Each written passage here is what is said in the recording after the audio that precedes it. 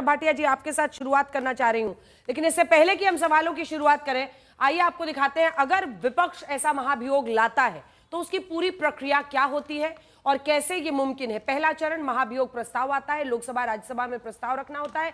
100 सांसदों का समर्थन चाहिए लोकसभा में, 50 का आपको चाहिए राज्यसभा में। जिस सदन में प्रस्ताव आया वहां के चेयरमैन इसकी मंजूरी देते हैं। सुप्रीम कोर्ट जज, हाई कोर्ट जज, कानूनविद की एक कमेटी बनेगी, 3 सदस्यों की कमेटी का गठन किया जाता है। फिर 2/3 सदस्य मौजूद हों उसमें और 50% से ज्यादा पक्ष में वोटिंग होनी चाहिए। इसीलिए बहुत मुश्किल होता है। राष्ट्रपति चुनाव आयुक्त को उसके बाद ही हटाएंगे और हटाएंगी, ये मुमकिन, ये पूरी प्रक्रिया है। हालांकि आपको यह भी बता दें कि इससे पहले 2 बार महाभियोग विपक्ष लाया है। चीफ जस्टिस दीपक मिश्रा के खिलाफ अप्रैल 2018 में यह प्रस्ताव आया था। पूर्व उपराष्ट्रपति वेंकैया नायडू ने इसे खारिज कर दिया था, तो यह फेल हो गया था। और फिर ये देखिए, दूसरी बार जब ये राज्यसभा के चेयरमैन जगदीप धनखड़ दिसंबर 2024 में प्रस्ताव पेश करने के लिए 14 दिन का नोटिस नहीं दिया था, तकनीकी कारणों से ये खारिज कर दिया गया था। लेकिन गौरव भाटिया जी, मामला अब सामने यहां पर आ गया है, सीधा का सीधा बिहार के चुनाव से जुड़ता हुआ कि भाई मुख्य चुनाव आयुक्त राजनीतिक भाषा क्यों बोल रहे हैं। उनका यह आरोप है कि वो बीजेपी की भाषा बोल रहे हैं। और अखिलेश यादव सामने आए, वो कह रहे हैं कि 18,000 तो हलफनामे हमने दिए हैं।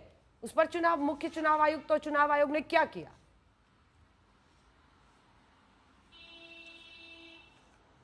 अंजना जी, सर्वप्रथम तो मैं आपकी रिपोर्ट देख रहा था, उसमें कहा जा रहा था निर्वाचन आयोग बनाम राहुल गांधी। तो मुझे बड़ा अटपटा लगा, और अटपटा क्यों लगा मैं तथ्यों के आधार पे सारे दर्शकों से साझा करना चाहूंगा। जो हमारे देश का निर्वाचन आयोग है, आजादी के बाद से हर बार हमने देखा है किस तरह से निष्पक्ष चुनाव होते हैं। पूरे विश्व का सबसे बड़ा लोकतंत्र है और हमारे यहाँ करोड़ों वोटर वोट डालते हैं और निष्पक्ष चुनाव होते हैं।